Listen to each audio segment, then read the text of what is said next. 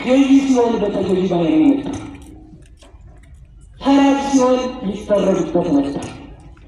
ዓለም የማይችለው ሲሆን በድንግል ማርያም ማኅፀን ተወሰነ። ለዓለም የሚመግብ ሲሆን እሱ እየተመገበ መጣ። እሱ እሳተ መለኮት ሲሆን መጣ። ስለዚህ በዚህ በሁለቱ ፈራው ይላል። አደነቅሁ ፈራሁ። ማድነቄ አምላክ ሁሉን ይቻለዋልና ከህሊና በላይ ነው። መስራቴ ግን አንተ የማትሞተው ስትሞት ልትሞት ስትመጣ ማየት ግን ያሰራኛል። እግዚአብሔር አምላካችን ተዋግኝ አላችሁ አንድ ሀሳብ አስረላችሁ ትምጡልኝ። በቃሉ ጋር ናችሁ። ሁልጊዜ ማንን እናስብ? ማንን እናስብ? እግዚአብሔርን ስናስብ ምን ነገር እንስራ፣ እናድንቅ። መስራት ያስፈልጋል፣ ማድነቅም ያስፈልጋል። በቃላችን እንድንኖር በሃይማኖት እንድንሰራ ማንን መፍራት አለብን? እግዚአብሔር። ከክርስትና ሕይወት እንዳንለይ ደግሞ ማንን ማድነቅ አለብን? ራሱን ማድነቅ። በዚህ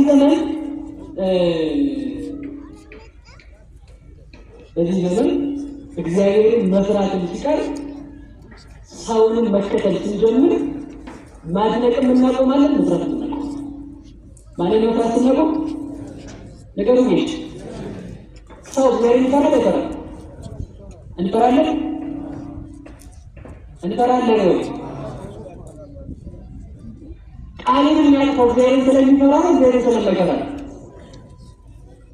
እኔ ክፍል ልንገራችሁ ብለን በዚህ ዘመን ወጣቱ ላይ በተለይ ወጣቶች ላይ እኛ ላይ ተጽዕኖ በብዙ ነገር አድሮበታል። ወጣቱ ለምን ስትሉ ሁሉም ሰው የሌለበታል ብለ ስልኩ ላይ ያመሻል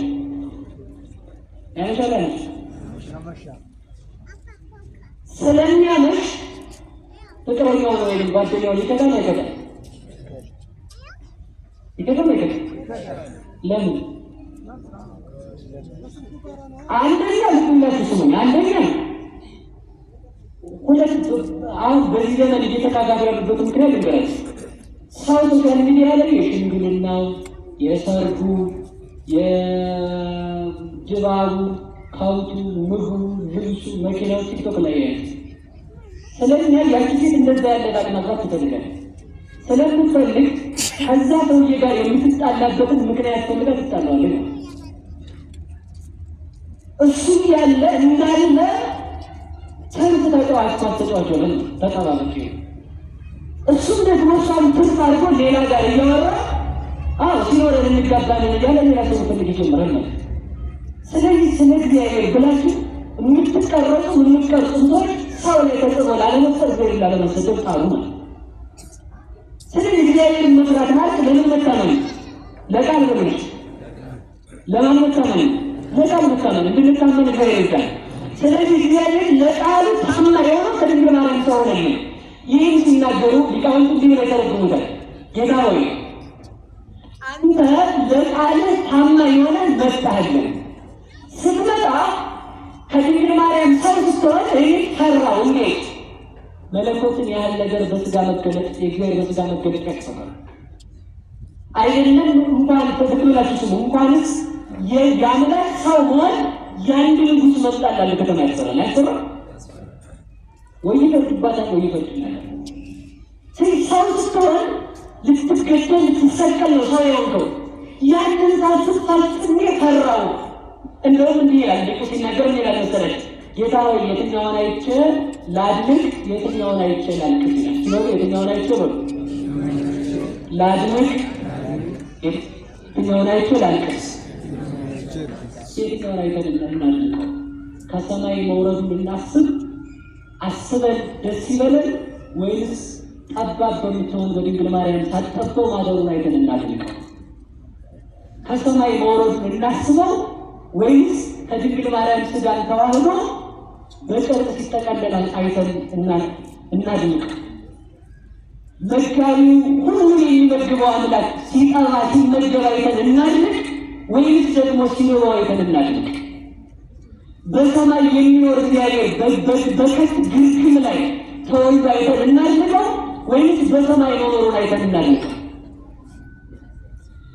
ክርስቶስ ከሄሮድስ ፈርቶ መሰደዱን አይተን እናድርግ ወይስ ደግሞ እሱ ተሰዶ ስደታችንን መመለሱ አይተን እናልቅስ? ለዚህ ነው ሲናገር እኮ ምን ይላል? ጌታ ሆይ የትኛውን አይቼ ላደንቅ እችላለሁ? በየትኛው ላለቅስ እችላለሁ? ሁሉን የምትይዘው ስትያዝ ልሂድ ወይስ አንተ ተይዘህ ነፃነት ስትሰጠኝ ላልቅስ? ወይስ አንተ በጨለማ ስትያዝ አይቼ ላልቅስ ወይስ ለእኔ ከጨለማ ሕይወት ስታወጣኝ አይቼ ልደሰት?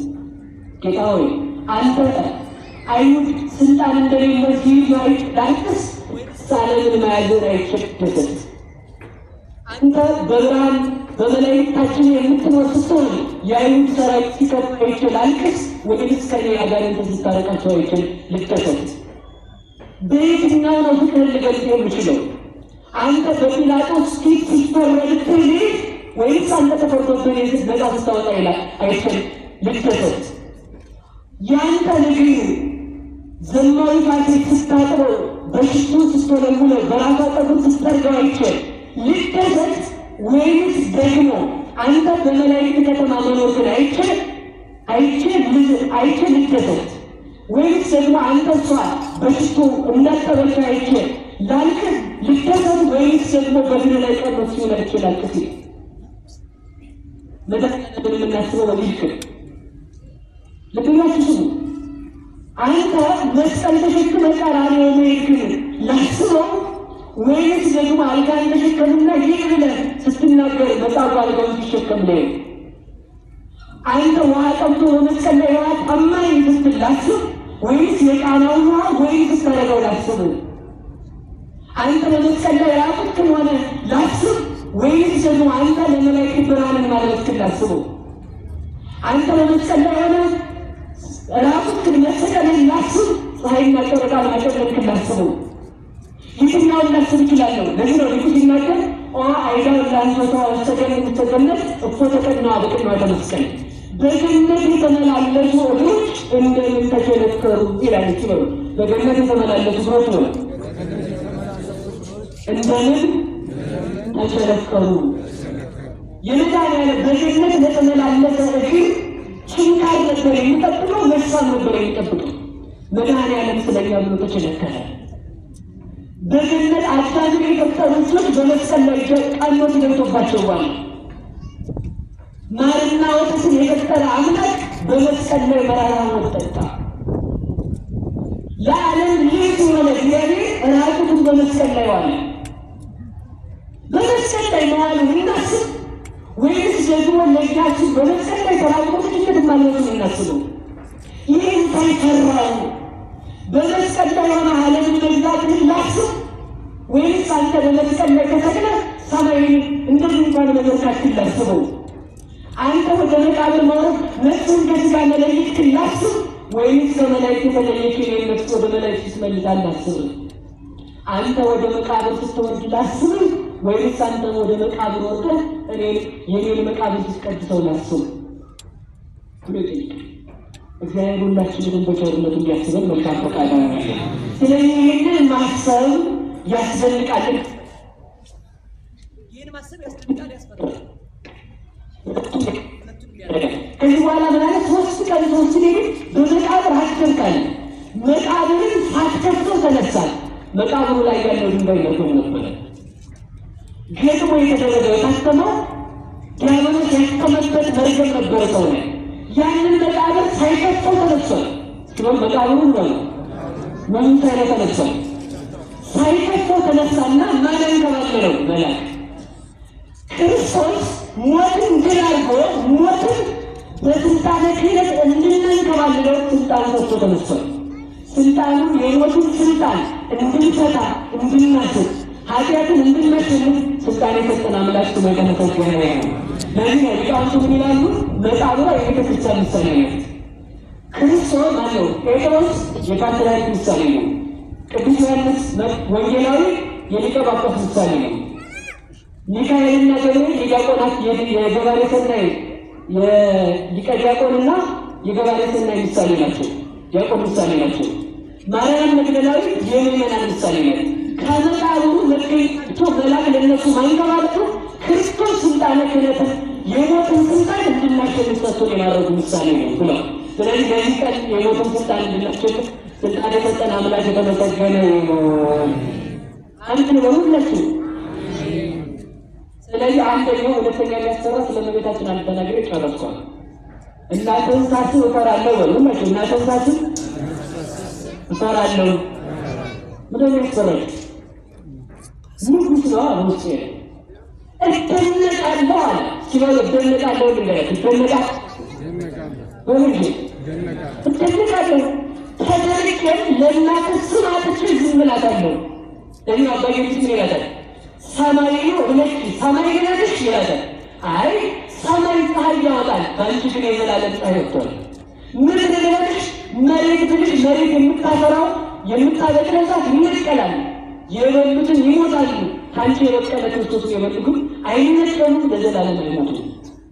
እሺ ምን ልበልሽ ይላል? ደመና ልበልሽ ለደመና መበተን አለበት። ሰማይ ልበልሽ ለሰማይ ማለት አለበት። ፀሐይ ልበልሽ ለፀሐይ መጥለቅ አለበት። መሬት ልበልሽ ለመሬት መጥፋት መታረስ አለባት። ዛፍ ልበልሽ ለዛፍ መጠውለቅ አለበት። ጽጌረዳ ልበልሽ ለጽጌረዳ መርገፍ አለባት። ሽቱ ልበልሽ ለሽቱ መበላሸት አለበት።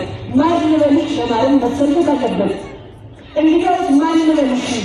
ለአንቺ መለኪያ አታውልሽ። እሺ ድንግል ልበልሽ ይላል። ሲበል ድንግል ልበልሽ በሉ። እናት ሆነች ልክትኛለሽ። እናት ልበልሽ ደግሞ ድንግል ሆነች ትዘያለሽ። እሺ ምንም እየልጠራሽ ይችላል እና እንደ ልጅሽ ስጠራሽ ግን የዛ ጊዜ አውቅሻለሁ ይላል። ሲበል እንደ ልጅሽ ስጠራሽ በሉ ያን ያውቅሻለሁ።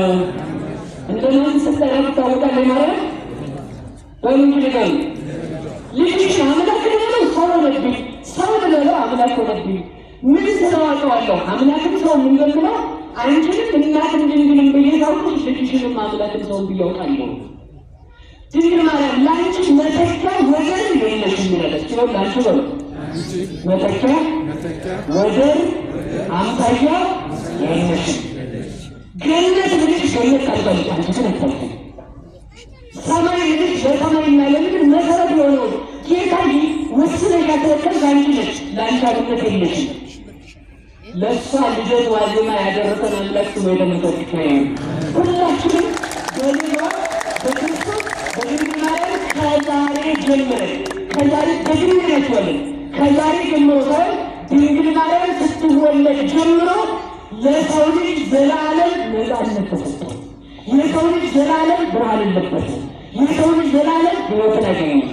እዳይ ነኛ ላምሮ ክርስቶስን ልንከተል ዘበቆለ ሀሩና ሀዘማይ ፍሬ ሀሰናይ አዳም ለሬ በውሃ መፍሰሻ በነቢያት ትንቢት የተሞሸረች በነቢያት ትንቢት የሞሸራት ለመላእክት የገለጣት ወንድ ለእናትነት የመረጣት ንጉሥ ሰራዊት ይዞ በከተማ የሚከትምባት አማናዊ ሀገር ድንግል ማርያም በቀለች።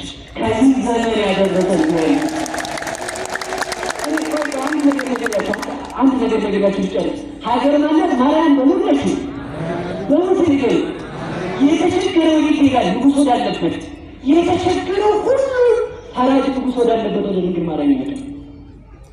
ንጉሥ ሰራዊት ውስጥ በከተማ እንዲኖር እግዚአብሔር ፍጥረቱን ሁሉ ይዞ ያማል። ያችን ድንግል ማርያም ለኛ ከሰጠን ፍርድ ሊቀም ልጇ ቢረን ልጇን ሳይወት ቢቀመን ልጇ ጽጓዮት ሀገር ብናጣ ልጇ ሀገር ንጉሥ ብናጣ ልጇ ንጉሥ ምን ይጎለናል? ድንግል ማርያም ከተሰጠን እግዚአብሔር ይመስገን። ወስራት ለእግዚአብሔር ይቆየን።